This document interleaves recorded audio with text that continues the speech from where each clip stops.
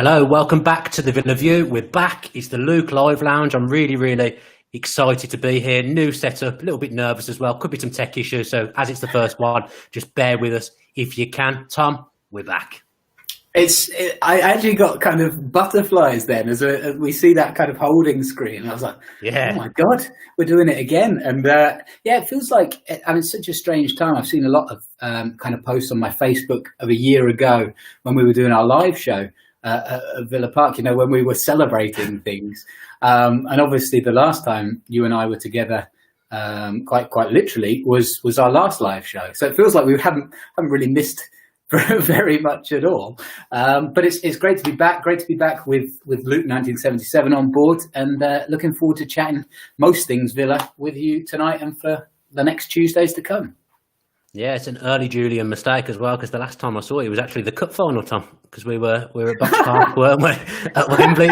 It wouldn't be the Villa View without an early Tom Julian mistake. I'm glad to pick up where we left off, and yeah, all good. I mean, I had such a good time at the Box Park, I kind of forgot who I met and who I didn't. So yeah, I mean, pretty much football stopped, hasn't it, since we stopped? But now it's back in unique circumstances. I mean, it's quite good for you in a way, because you're now in Germany. You must feel like you're not missing out on going to Villa Park, because none of us can go to Villa Park. I mean, I don't mean to make light of the coronavirus situation, which is a global tragedy all around. But from my personal family point of view, we got super lucky. We arrived in Germany the day before they shut the borders, and the house we've got here has a little garden, so my son can run around.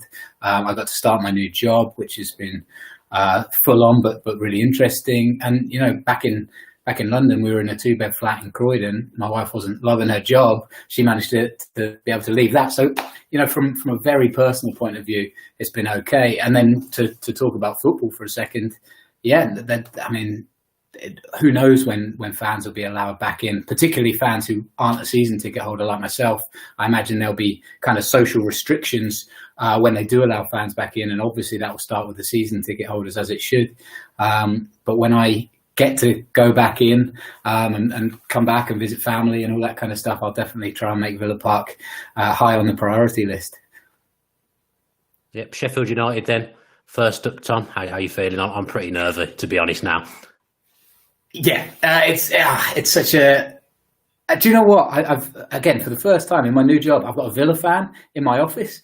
So really? we've been kind of talking. Yeah, we've been talking about the game today and over the last kind of few days since he's been back, and it just makes me feel more nervous the more we talk about it. Sheffield United, good side, don't have any injury issues to kind of deal with, and if they win tomorrow night, they're 2 points off fourth place. So it's everything to play for Chris Wilder's men.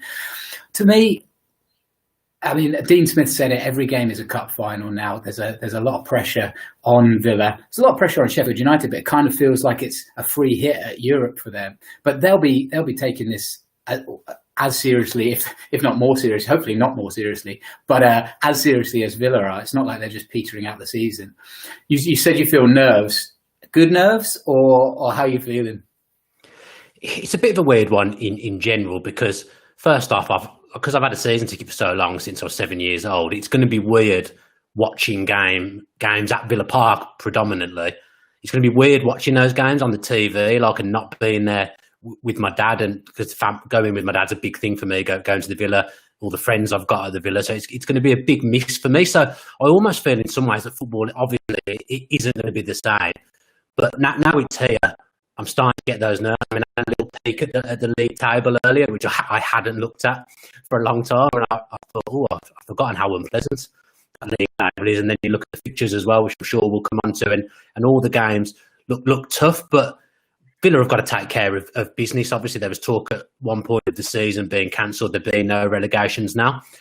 What I do like about this is, or I might not end up liking about it, is that it gives Villa a chance to take care of business themselves, and I think that's the right way. Sure, it's not great the fans not being there, but we're now all in the same position. Every Villa fan's going to be getting behind their team in their lounges, and that's what we've got to do. And we've just got to hope for the best now and hope that something's changed, because before lockdown, it wasn't good, was it, if we're being honest?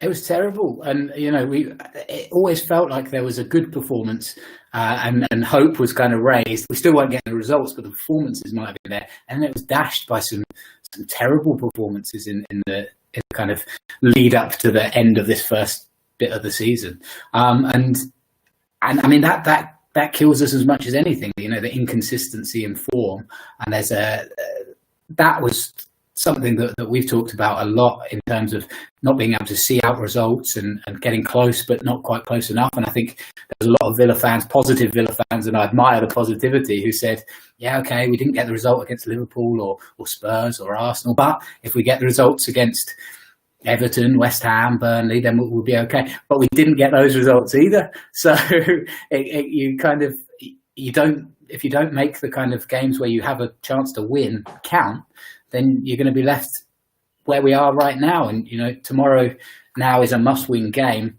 If we look at the table now, we're sitting 19th, which is, kind of probably where we deserve to be with the performances, like you say. Only a win tomorrow takes us out of the relegation zone. As you say, it's in our hands, but tomorrow is the first step on the road to safety. I don't know whether I agree. I said this earlier. Yeah, there's the league table. I see what you're saying and what other people are saying with it being a must-win. Above up to 16th, and you feel a lot better when you're not in that bottom three. As I say, when I looked at it earlier, I thought, that's pretty grim. But to say it's a must-win, it's nice to win, and we could do with a win, but there's still 9 games left if you don't win that game. That's where I sit. But then I look back to what you were saying earlier on in the season when you were sat there saying, yeah, but you need to take advantage when you're ahead and you have those chances to win games. And I was quite blasé about it myself, and maybe I'm being a little bit blasé about it now. I quite like what Dean Smith's saying in terms of we're ready for tournament football.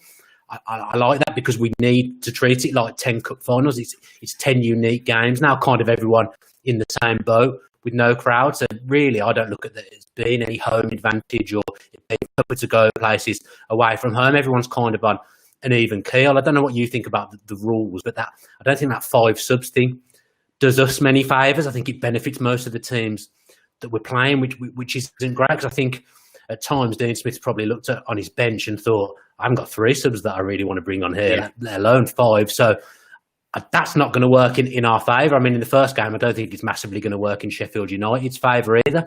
But when you're playing the teams like Chelsea and Man U and Liverpool, and they've got all these options to bring on, and we're probably looking at the bench and seeing it as being not that strong, depending on what happens. I'm a bit worried about that, if I'm being honest.